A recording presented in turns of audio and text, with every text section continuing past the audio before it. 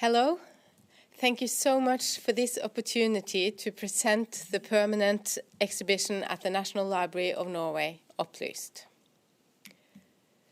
The decision to build a permanent exhibition in the National Library of Norway was first and foremost to offer our foreign and Norwegian visitors an object-based introduction to the Norwegian cultural history and the development of the public sphere in Norway, back to the Middle Ages. The object selection thus offers the visitor an entry, or rather numerous entries, to understand how Norway has become what it is today. The object selection spans from the 12th century handwritten psalter bound in wooden covers to the manuscript of the TV and social media series Skam from 2016. Most media types are represented in the exhibition, such as manuscripts, music notation, original drawings, printed books, photography, lithography, posters, ephemera, postcard, film, TV, radio, recorded music, and a website. Every single object in the exhibition communicates stories. In addition, all objects also bear references to a particular type of materiality, perhaps a specific historic event, or in some instances points to major shifts of paradigms, like the printing revolution, the development of the photographic technique, the broadcasting era, or the digital era.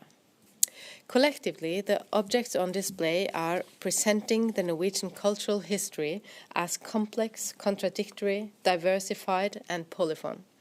It's not a presentation of one official chronological cultural canon. We have strived to include objects with different social, geographical, and gender-related origination. It was an expressed ambition to present the objects in an explicitly anti-hierarchical manner. They are all presented as an equally important part of the cultural history, which in consequence means that two cheap, mass-produced ballot papers from the referendum in 1905 deciding whether Norway should stay a monarchy or become a republic, two bits of paper of little or no value as physical objects themselves, are given the same importance and focus in the exhibition space as a unique manuscript of the first Norwegian constitution, dating from early 1400s, handwritten on exclusive parchment and richly illuminated and decorated with gold. The design concept is anchored in the contrast between light and dark, represented in almost all exhibited objects. The design concept, elegantly given form by architects and designers at the London-based Nissen Richards studio, has aimed to bring the visitor as close to the objects as possible, to almost give the visitor the feeling of walking inside the library's storage vaults, with spotlights randomly swiping over the storage shelves and bringing a few rare objects out of the dark and into the light. The 3D finish of the wooden end wall and the pixeled wooden floor are chosen to bring about associations to mass storage systems and digital data entities. The freestanding showcases are mostly glass constructions, both to give the floating appearance of the objects and also to make nearby objects visible through the glass case and thus enhance the relationship between the individual objects. The International Library of Norway is in a listed building. The space that now holds the permanent exhibition used to occupy our temporary exhibitions. The permanent exhibition demanded its own fire zone and a fully climatized room. To be able to solve this, we created the room within a room. All wiring for the floor cases went under the flooring and up through the cases. This meant that design and construction had to be correct on the millimetre. Due to high security requirements for some of the objects, these were chosen for the wall cases to be able to comply. All 30 display cases were custom made. We relied on prototypes, and this proved to be invaluable to the project. There was a large number of international contractors and suppliers involved in the project. As a listed building, there were considerations to take in the construction. The design was complex, with custom-made cases and no room for error. Due to the cultural and historical value of the objects, the security and fire requirements were high. The walls were also custom-made with a certain pattern on Valchromat side walls that had to match sideways. The end wall is made out of smoked oak with time-consuming construction of thousands of pieces put together around the end wall cases. This is truly precision design in a limited amount of space and called for a detailed progress plan in order to fit in the contractors and builders at specific times. All materials for the build were assessed to be in accordance with conservation requirements, and any material used inside the cases close to the objects are ODI approved. The materials used on the construction were also sourced for sustainability and fire requirements. Colours of the fabric wrapped in cases were specifically chosen for that object and a colour balance of the overall space. Being a permanent exhibition, all materials were chosen to be of high quality, sustainable and durable. There were two issues at the basis of both curatorial and design choices. The object had to stand out in the dark and should appear to float. Therefore, the showcases were custom-made for the specific object.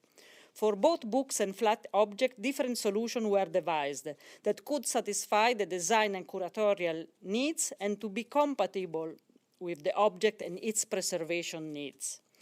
Every single object would be exhibited inside a custom-made showcase, having a specific mounting system, whether it was a book, a drawing, or a photograph.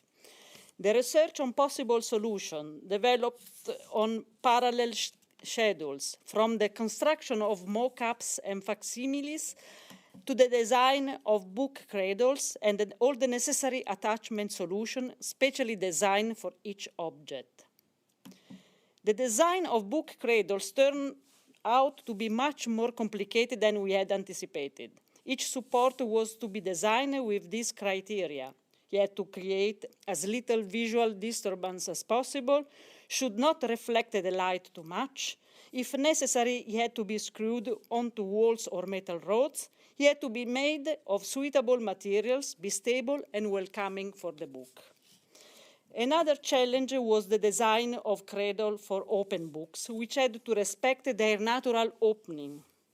Page rotation program had been set up to avoid both structural stress and to alternate pages that had sensitive colors.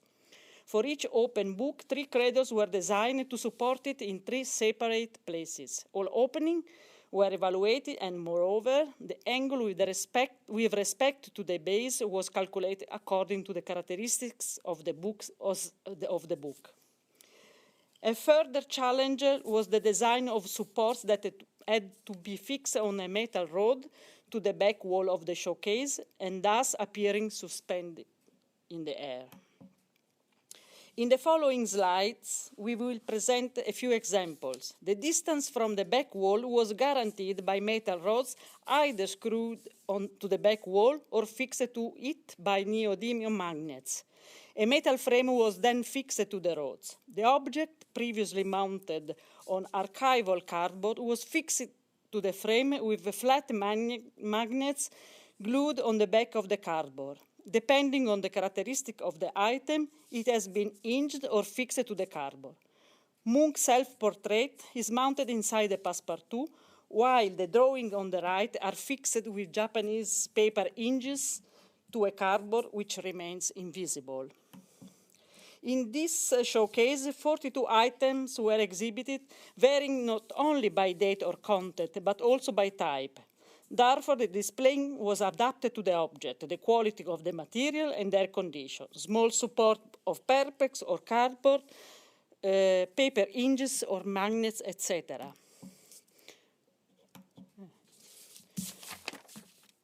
Here, the object hinged on archival cardboard have been attached by neodymium magnets to metal frame. These were then fixed to the back wall with other strong magnets applied to the end of the metal spacer rod so they could be movable. In the case of the Scamme manuscript, given the frequent replacement of the sheets due to the high sensitivity to light, a more flexible solution was required. In these showcases, the sheet had been, Some objects were placed on the inclined structure built inside the showcase. The two manuscripts on the left, in addition, lean on an acrylic support, while the book cradle on the right is screwed to the sloping base. In these showcases, the sheet had to be seen recto and verso, and, as in the document on the right, without pressing the three-dimensional structure due to the reliefs of the folds, important feature of the item. The sheet was gently stretched on a cardboard frame and hidden in the showcase, giving the impression of being suspended. After several tests and prototypes, the selected solution was reconsidered to do the light reflection that appeared depending on the stretching material used. The selection of the object for the exhibition was made in advance, and there was not much room other than to work on the light levels and to develop an empirical system to reduce the risk from light exposure. Without accurate data on the light fastening of the object, we did not have enough information other the recommendation from published sources to be able to set up suitable light policy. We therefore decided to carry out microfading tests thanks to the collaboration with specialists of this technique. This has provided us with fundamental information to predict the color change tendency of the item and a unique opportunity to make correct decisions. The result from MFT helped us not only to better protect objects susceptible to light-induced color change, but at the same time to reduce exhibit restriction for some of the items that showed to be more light-fast. This is a major step forward in the field of preventive conservation, as it significantly reduced the uncertainty associated with light-sensitive assessment. Two examples. The color change behavior of an item is, as determined by MFT, is defined with respect to the behaviors of blue wall standards 1, 2, and 3, which represent dyes with a varying sensitivity to light. This letter of high historical and cultural importance was written with copying pencil, known to be very sensitive to light. While it remains sensitive, it showed in the MF test a curved result between blue wool 2 and blue wool 3, allowing us to a more flexible approach. This document has a notation written with a ballpoint pen whose variable ink formulation leads to difficulty of predicting their resistance to light. As was immediately evident with the MF test, this document had a very low light fasten, which allowed its exposure only for a little over a month before recording what is called JND, just a noticeable difference from its original appearance.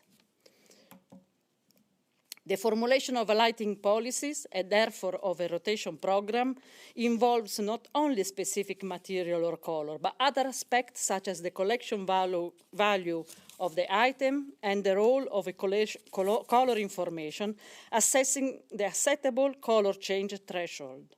In addition, one must consider all the interaction with the other constituent materials, the chemical physical structure of the substrate, the condition of the object, as well as the climatic parameters of the exhibition hall.